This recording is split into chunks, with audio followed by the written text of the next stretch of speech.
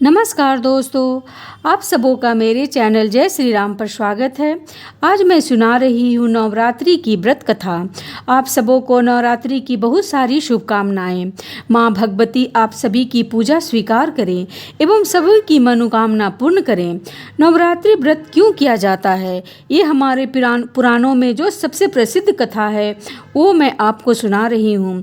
ये कथा आपको पसंद आए तो मेरे चैनल के कमेंट बॉक्स पे जय श्री राम जरूर लिखें एवं मेरे चैनल को सब्सक्राइब करें एवं शेयर करें।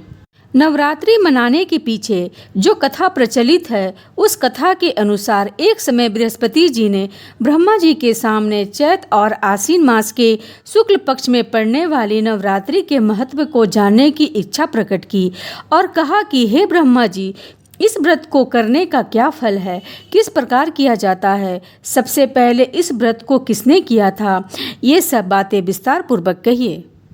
श्री बृहस्पति जी के प्रश्नों का जवाब देते हुए श्री ब्रह्मा जी कहने लगे, हे बृहस्पति, प्राणियों के हित के लिए तुमने बहुत ही अच्छा प्रश्न किया है। जो भी मनुष्य मनोरथ पूर्ण करने वाली माँ दुर्गा, महादेव, सूर्य और नारायण का ध्यान करते हैं वे धन्य हैं और यह नवरात्रि व्रत संपूर्ण कामनाओं को पूर्ण करने वाला है। इस व्रत को करने से पुत्र, धन, विद्या और सुख की प्राप्ति होती है, रोग दूर हो जाते हैं, घर में सुख और समृद्धि आती है, बांझन को पुत्र मिलता है और समस्त पापों से मुक्ति मिल जाता है।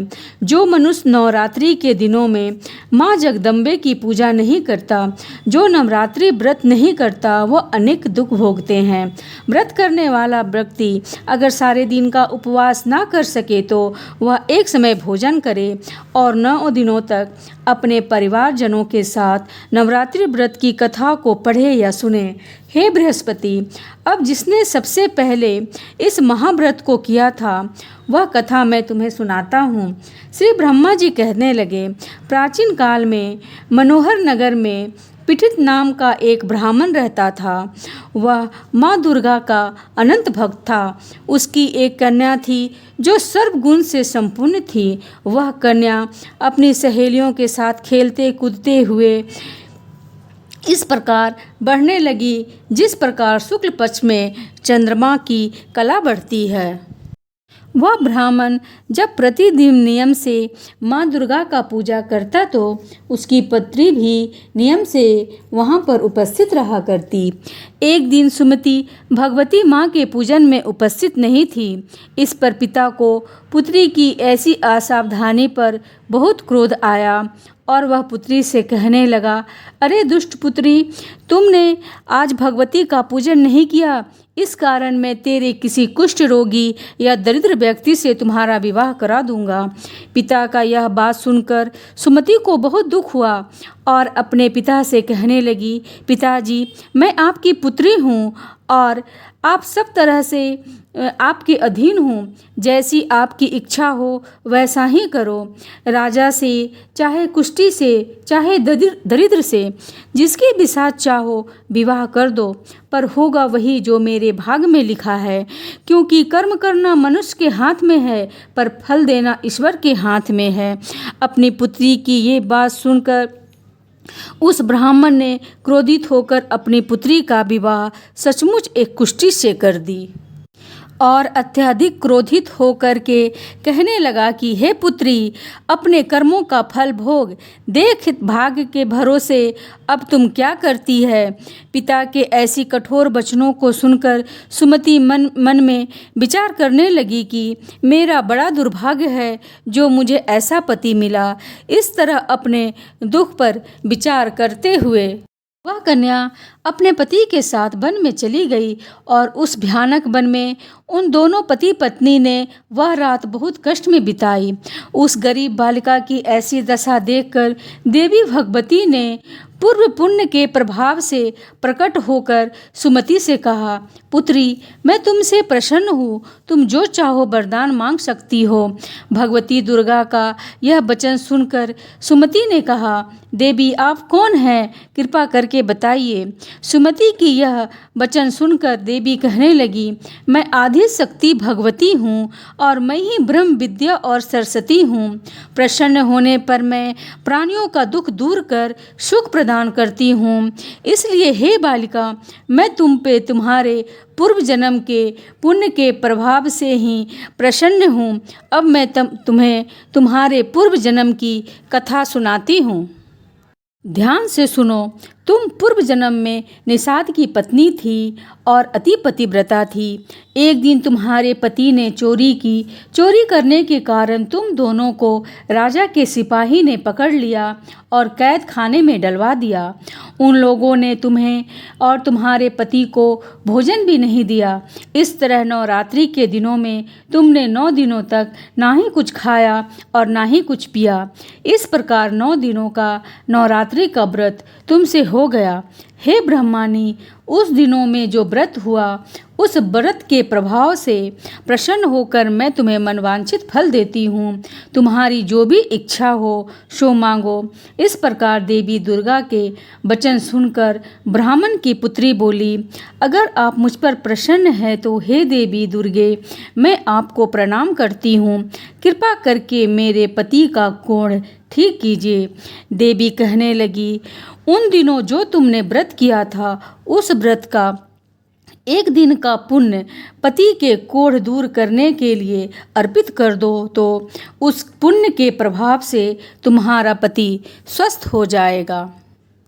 इस प्रकार देवी की वचन को सुनकर वह ब्राह्मणी बहुत खुश हुई और पति को निरोग करने की इच्छा से जब उसने ठीक है कहा, तब उसके पति का शरीर देखते ही देखते भगवती दुर्गा की कृपा से ठीक हो गया और वह स्वस्थ हो गया।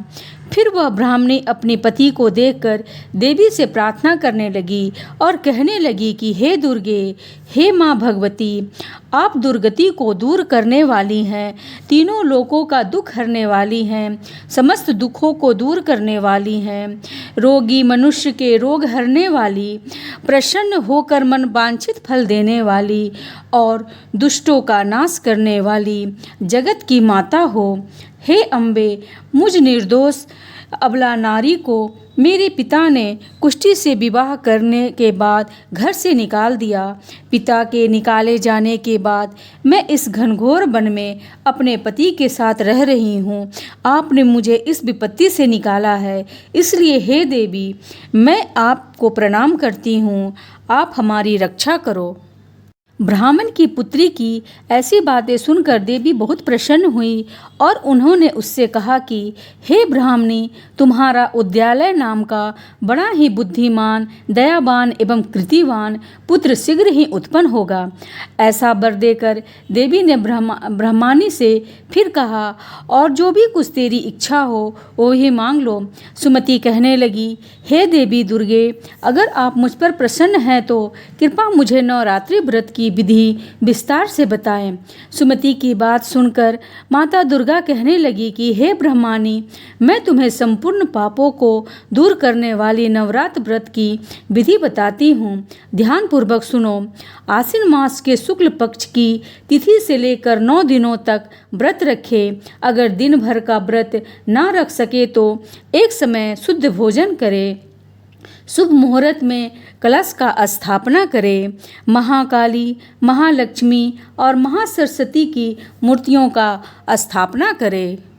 उनकी विधि विधान से पूजन करें। इस प्रकार फूल और पुष्प से पूजन कर व्रत समाप्त होने पर 9वें दिन विधि विधान से हवन करें। खांड, घी, नारियल, शहद और जौ और तिल तथा फलों से हवन करने से मनवांछित वस्तु की प्राप्ति होती है। व्रत करने वाला मनुष्य इस विधि विधान से हवन कर अपने से बड़ों एवं पंडित जी को प्रणाम करे एवं उन्हें दक्षिणा दे। और इस तरह नवरात्रि का व्रत जो भी मनुष्य विधि विधान से करता है उसके सभी मनोरथ सिद्ध हो जाते हैं। इसमें तनिक भी संदेह नहीं। इन 9 दिनों में जो भी दान दिया जाता है उसका करोड़ गुना फल मिलता है। नवरात्र व्रत करने से अश्वमेध यज्ञ के फल के बराबर फल की प्राप्ति होती है। इसलिए हे ब्रह्मानी, यह सभी कामना को पूर्ण करने वाली उत्तम व्रत को मंदिर या घर में करना चाहिए। श्री ब्रह्मा जी बोले कि हे बृहस्पति जी, इस प्रकार ब्रह्मानी को व्रत विधि बताकर देवी अंतर्ध्यान हो गई। अतः जो भी मनुष्य इस व्रत को निष्ठापूर्वक करता है वह इस लोक में सुख भोग कर अंत में मोक्ष की प्राप्ति करता है। श्री ब्रह्मा जी बृहस्पति जी से कहते हैं कि यह है इस व्रत का महत्व जो मैंने तुम्हें बतलाया है। ऐसा सुनकर श्री बृहस्पति जी आनंद से प्रफुल्लित हो जाते हैं और कहने लगे कि ब्रह्मा जी, आपने मुझ पर बहुत कृपा की है, आपने मुझे इस व्रत का महत्व समझाया। तब श्री ब्रह्मा जी बोले, हे बृहस्पति, ये देवी भगवती संपूर्ण लोकों का पालन करने वाली है। इन महादेवी के प्रभाव को भला कौन जान सकता है। मानता है कि तभी से संसार में माँ भगवती की पूजा की जाने लगी। इस प्रकार नवरात्रि के 9 दिनों तक जो भी भक्त सच्चे मन से माँ भगवती की 9 अलग अलग रूपों का पूजन करता है, माँ भगवती की कृपा उस पर सदा बनी रहती है। जय माता दी। जय श्री राम।